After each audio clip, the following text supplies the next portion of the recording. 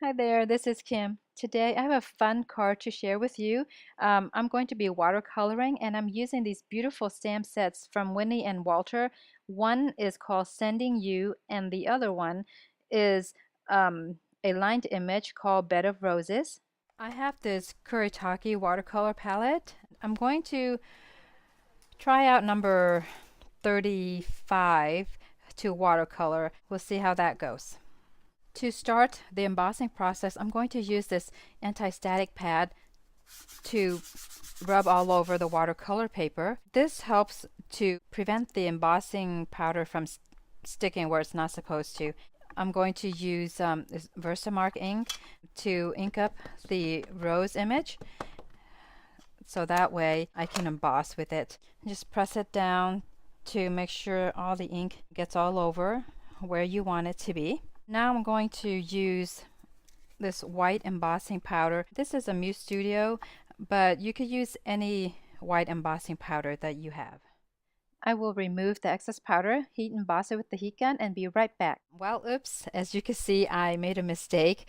I forgot to clean my water brush before I put it in clean water, and so you can see this light pink, but that's okay because when I watercolor it, it's gonna blend right in. So make sure that you clean your brush. To start with, I am going to put water all over my image. If you have a larger water brush, you can lay down the water quicker and just put enough water on there because it will help to disperse the watercolor when you lay it down. I was going to use the Kuretake number 35 red, but that turned out to be more pink than red. So I found that number 32 is a nice shade of red. I just want to get it just a little wet, and I'm just gonna drop it randomly here onto the rose image.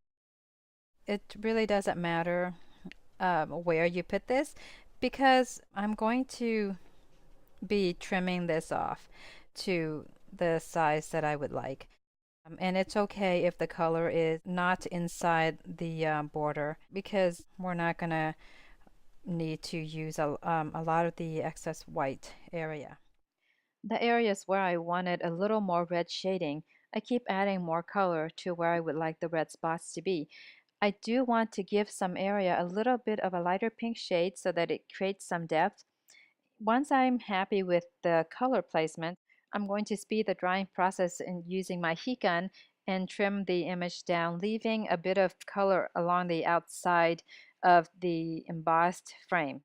I've gone ahead and prepped my black cardstock and I stamped the sentiment with Versamark, and I'm pouring white embossing powder over it, and make sure to remove all of the excess powder before you heat emboss the sentiment.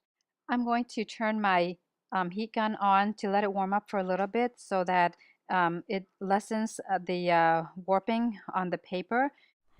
Okay, so now that I'm done embossing the sentiment, I cut this cardstock 4 1/4 by 5 1/2. I'm going to use foam tape to give it some dimension.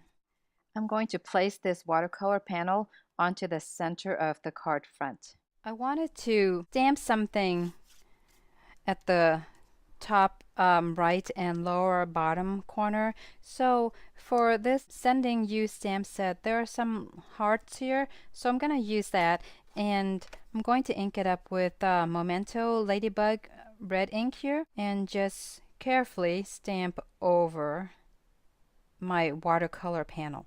I'm going to do the same thing for the bottom here.